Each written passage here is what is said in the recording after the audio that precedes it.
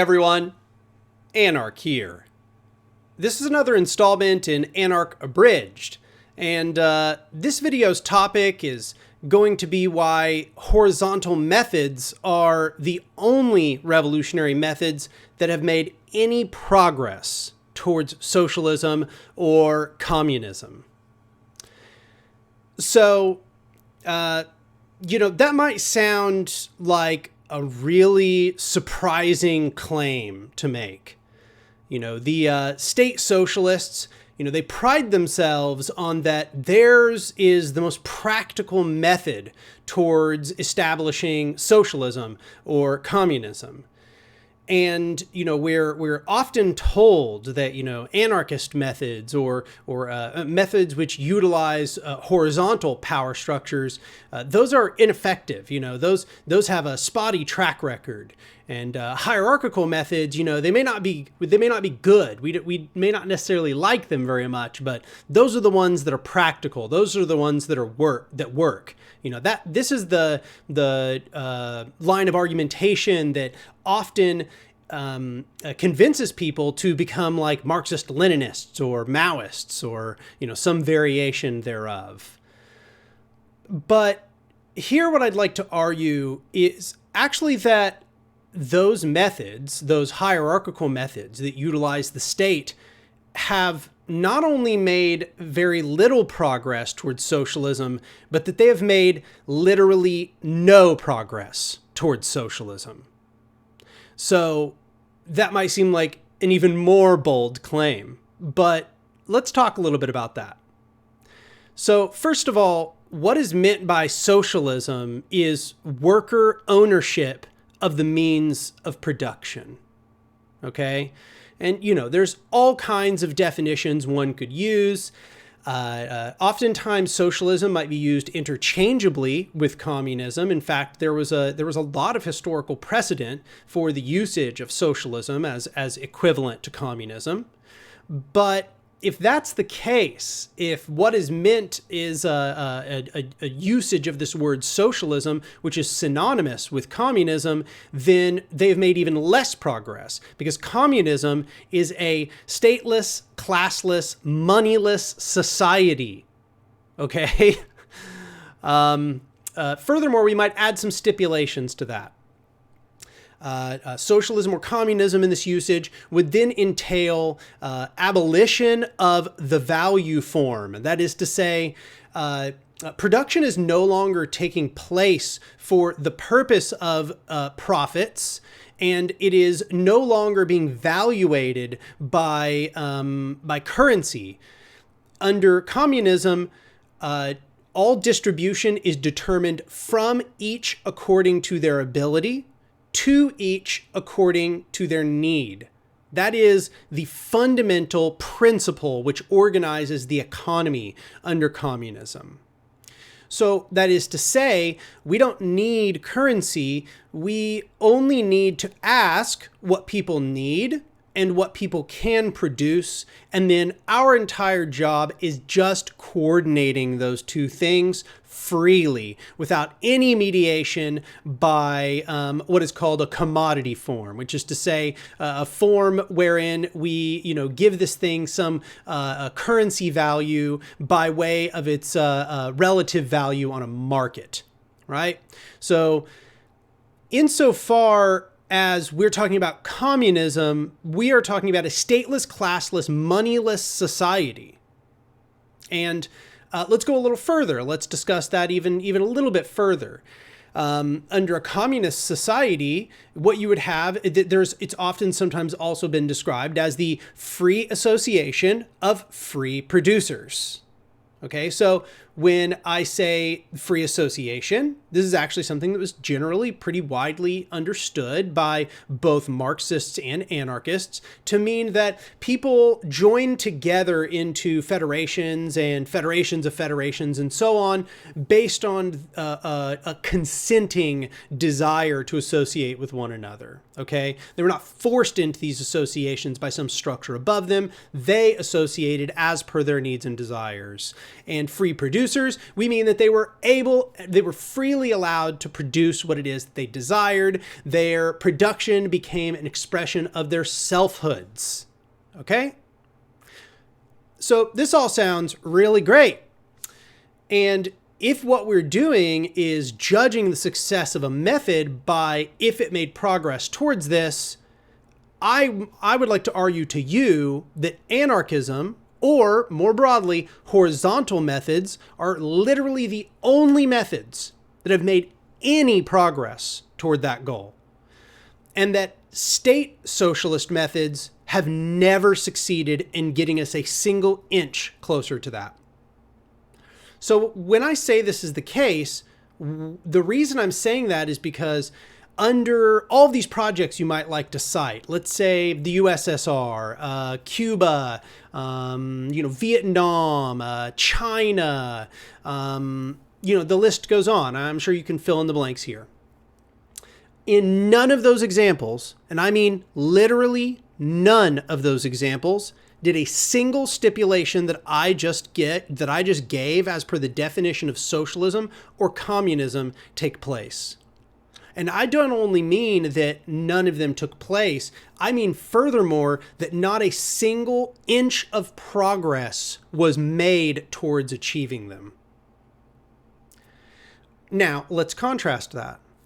In our few examples, let's say the Free Territories of Ukraine or the CNT-FAI in the Spanish Civil War. Those are maybe some anarchist examples, but there are other horizontal methods, right? There are other revolutionary methods that have been horizontal, one of which, for example, might be the Zapatistas. In all of these examples, we have had substantive movement towards at least worker ownership of the means of production. And we have seen extensive decommodification, which is to say the distribution of things purely based upon need. Okay, so let's look at the CNT-FAI in Spain. So this was back in the early 1900s, and this is one of the most notable anarchist revolutions. What you had was a sort of mixed economy. In the urban centers, you had worker ownership of the means of production through cooperatives and collectives, which were then mediated and managed through federations of workers' councils. And these people participated in these in order to make decisions together about how things were going to be distributed, and they delegated people to administer the decisions that they were making. Here's what I will say. In the urban centers, they did not achieve decommodification. They were still using currency. In fact, they had numerous currencies. They had I think 3 different forms of currency. One was like an investment currency. One was a consumer currency. And the last one I think was a currency for foreign trade, if I'm recalling correctly. But what they did do was achieve the workers having ownership and being able to direct the means of production. And just so I'm filling you in here, because this is an anarcho-abridged, when I say the means of production, I'm talking about the physical stuff, the things that lead to our ability to produce things. We're talking about factories. We're talking about, lathes. We're talking about, foundries. We're talking about the infrastructure as well. We're talking about the tools that people use and so on. We're talking, the means by which we produce things. Okay, that's what the means of production means. So the means of production was controlled by the workers in the urban centers, but they did not achieve decommodification. However, out in the rural areas, they did achieve decommodification of a large amount of commodities, a large amount of goods. And most notably, they distributed food very directly. And those same bodies, those same sort of like democratic bodies by which people made decisions about how they would direct their productive enterprises, it took place in the countrysides as well, except they were not mediating their distribution in many occasions, for many goods, it should be said, through currency. They were not valuating it as per its ability to generate a profit or in relation to the profit motive in the economy. So this is to say, this is what I meant when I said they had kind of a mixed economy. This is also something you see, this example also is kind of taking place in the Zapatistas. So in the Zapatistas, they do have a lot of their economy is cooperatives, but some of it is decommodified. So some aspect of their economy is direct distribution. People are simply distributed that which they need. And my impression is primarily that is like their main food production, which is corn, to my understanding. And that is directly distributed. Okay, so what we can see then is that these examples of the horizontal methods made actual progress toward socialist or communist, even communist property relations in certain occasions. So, by contrast, in the examples of the state socialists, the Marxist-Leninists or the, Maoists or whatever, there are zero examples of the things I just said taking place extensively, except, you get worker cooperatives in limited amounts. In Maoist China, for example, you can go watch my video, The State is Counter-Revolutionary Part 3, and I give a little bit of a rundown on the composition of the economy at various points. They did definitely have a cooperative sector. They had some amount of it which was collectivized. During the Great Leap, you saw some amount of collectivization. However, production was still dictated as per the value that it was going to produce for the state, and the state was still taking place in a capitalist economy, and a great deal of the production was for the purpose of selling it in a market economy. Okay?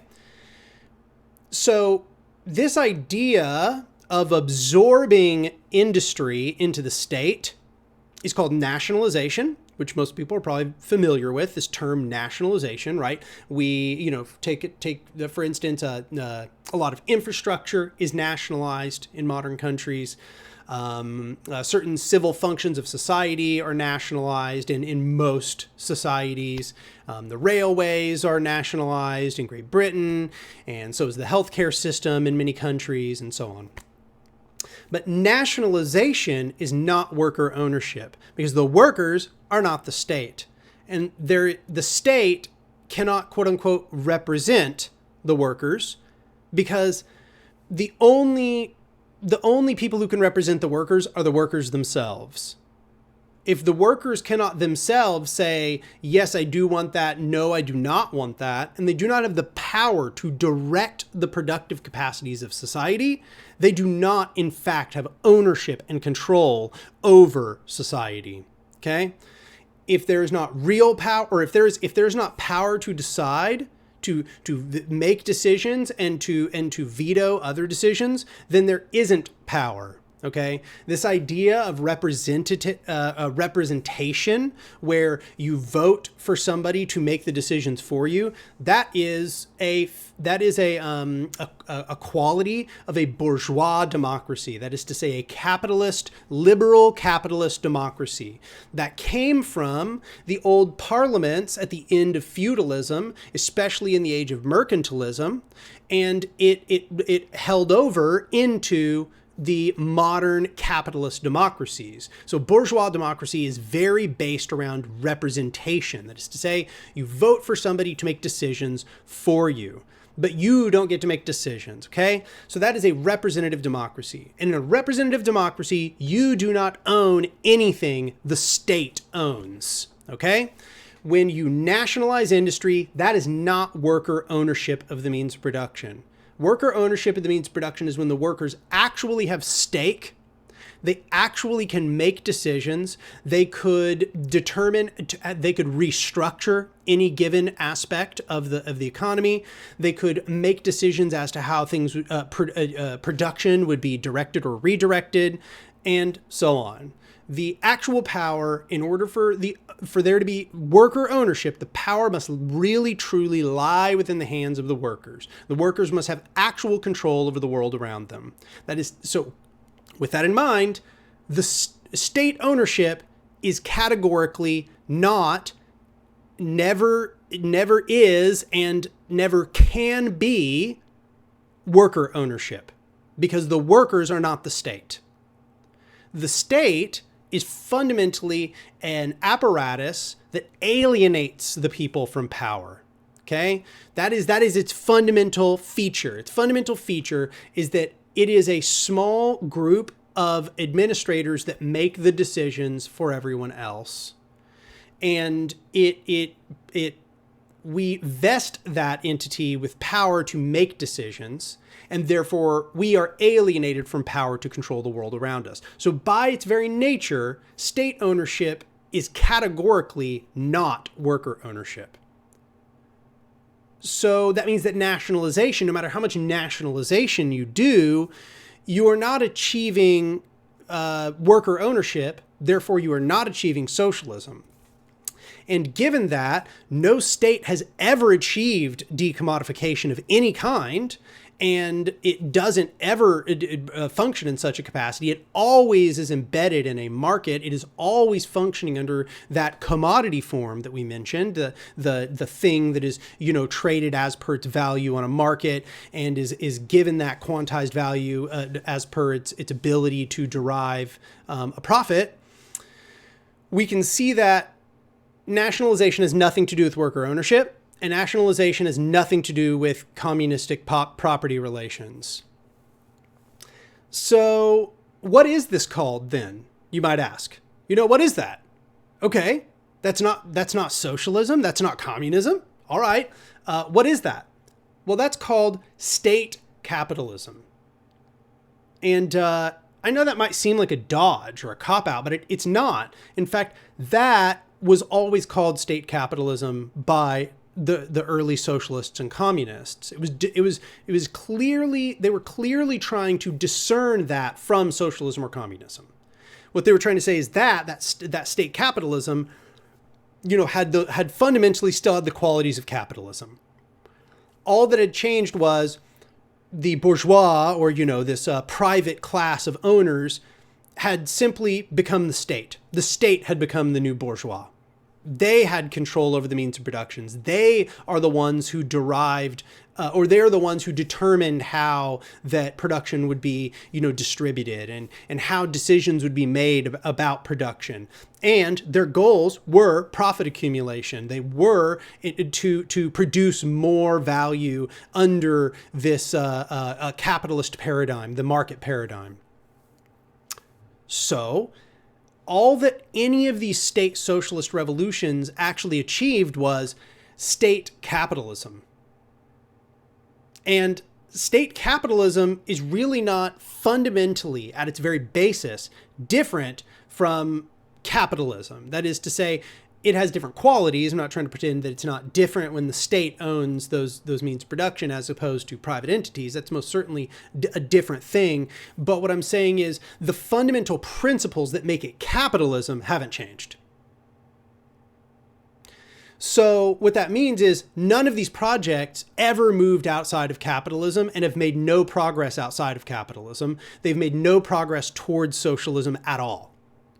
Whereas the examples we have of horizontal methods, sure, maybe they haven't transformed the entire planet or created massive geopolitical blocks, but they have given us actual progress towards socialism and even communism in some occasions.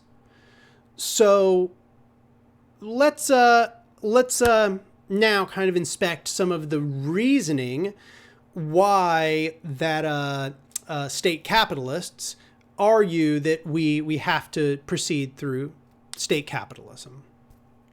Now, what you'll find is that most Marxist-Leninists and Maoists are just in complete denial about everything I just said. For many of them, it's because they have no actual theoretical education. For a great number of them, it's because they constantly are in a process of trying to redefine all of these things and distort what was said in all of their own foundational theory. And that's that group. Okay, so those people in denial. I'm going to put them to the side, right? Because I don't need to address the people who don't know what they're talking about. Let's talk about the people who agree that it is state capitalism, but that it's necessary and that state capitalism is progress towards socialism or communism. So that's actually, I would say, the more theoretically sophisticated of the two positions. And you will find that people who are educated in theory and Leninism and Maoism and the principles of the USSR, and to some degree, you might say, the principles of Marx, they take that position. They take the position that you're right, state capitalism isn't socialism, it's not communism, you're right, but it is progress towards socialism. Now, that might seem odd, everything I've just discussed. Everything I just said, I think you can agree that that's a little unusual as a claim on its face. But I want to explain to you why they think that. And that is because their interpretation of Marx is that Marx thinks revolutionary progress takes place as the means of production develop. That is to say, the means of production become more technologically advanced. They become more socialized. And in this process of the means of production advancing and developing, you get people living in less poverty. You get a wider availability of those commodities, and the market proliferates. And as the market proliferates, it raises the standard of living to some degree. But that's not necessarily from Marx. That's more like that stuff that came later. But more broadly, the idea, and this is the overarching principle, okay? Because some of those were just like details that people differ on. But the overarching principle is that the development of the means of production is what will determine the transformation of society. So their idea is that in order to get socialism or communism, you actually have to do hyper-capitalism. You have to get capitalism to go full on. You have to get it to go completely to its limits and develop the means of production as far as they can conceivably go. And in that process, you will be moving closer and closer to socialism, because socialism takes place at this sort of asymptotic endpoint of capitalist development. There's different reasons why people have different beliefs about why that is the case. My impression is that if indeed Marx did believe that that was the case, and I don't know if Marx had that sort of exactly narrow standpoint, but if indeed he did believe it's the case, it's not because capitalism was just going to develop so far it transformed into socialism. It was going to be because capitalism developed so far that it fully alienated the masses from control of society, which would lead to misery, because alienation, alienation from the means of production, alienation from ourselves, alienation from other workers would lead to a society of misery, in which case people would revolt and want change. They would want to transform society. And because the means of production had developed so far, that would actually be possible. If all they did then was seize control over those developed means of production, in a revolutionary juncture, then they could institute socialism or communism. However, what you'll find is this what they want is, or what a lot of these people, even the people who are kind of like theoretically educated, what they seem to think is that if you do state capitalism hard enough, it will eventually just start transforming into socialism as you nationalize so much you eliminate the bourgeois. As you eliminate that private capitalist class, you will develop so far that then the state, as representative of the workers, will be able to essentially then wither away. And as it withers away, the means of production will be absorbed into the mass of workers. Here's the problem. Here's the problem. That has never happened. There's no indication it will happen. And it ignores how power actually works. When power concentrates, it doesn't dissolve. Power attempts to perpetuate itself. And hierarchical power structures wish to perpetuate themselves forever, and they will never wither away of their own volition. They would only ever wither away under the occasion that they were destroyed. Okay? And this phrase of withering away, the means of production, blah, blah, blah, blah, blah. This is a fantasy. They're living in imagination land. Okay? No hierarchical power structure will ever undermine itself. No hierarchical power structure will never dissolve its own power. It is defined on monopoly of power. And if it were to dissolve its monopoly of power, it would stop existing. And that requires selfless agents acting as these sort of like truly, purely altruistic actors within the state. No such, I can tell you now, okay, I'm no fortune teller, but I'm just here to tell you that will never, ever happen in a million years.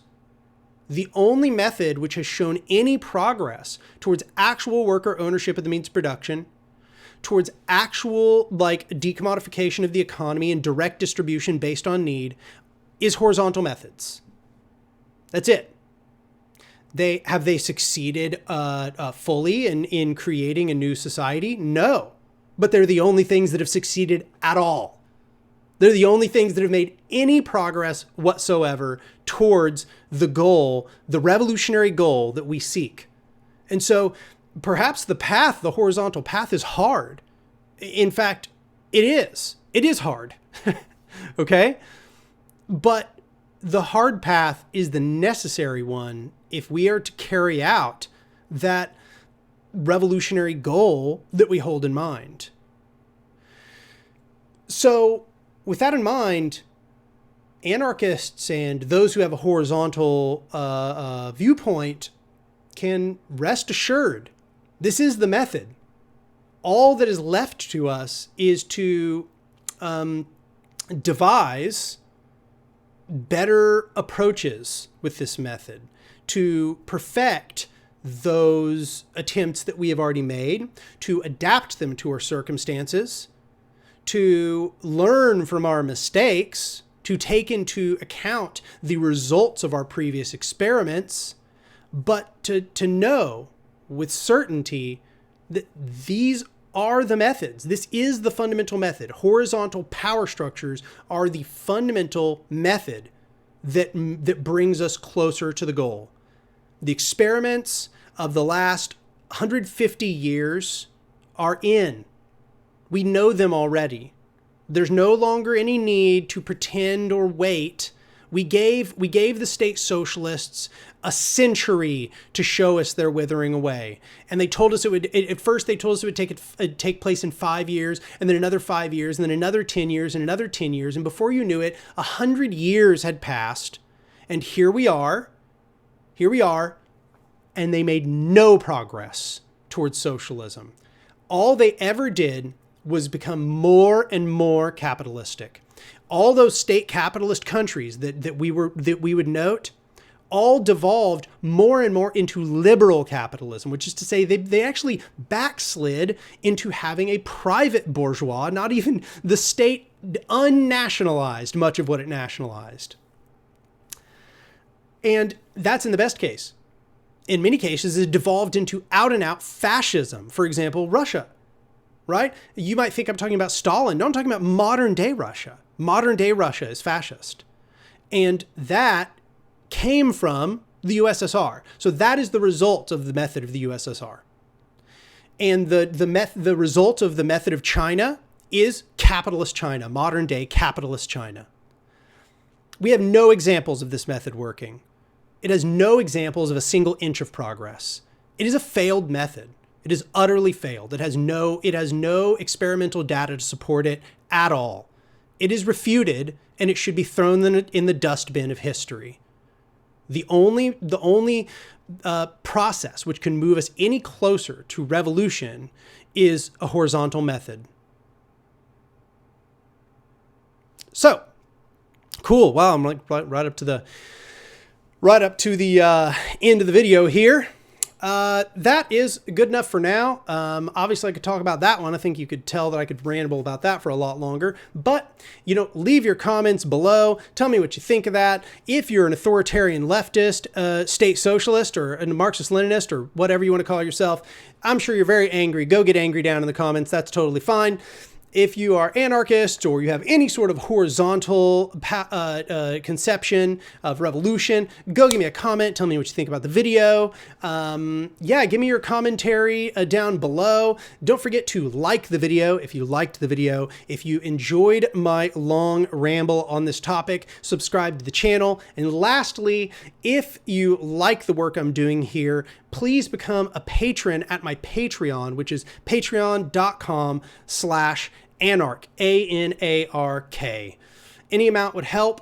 And right now I'm in a transition point where I am very close to being able to actually do this channel full time, which means I'll be able to produce more content much more quickly. So please go do that. And I think that's it for today, everybody. You have a good one, and I'll see you next time.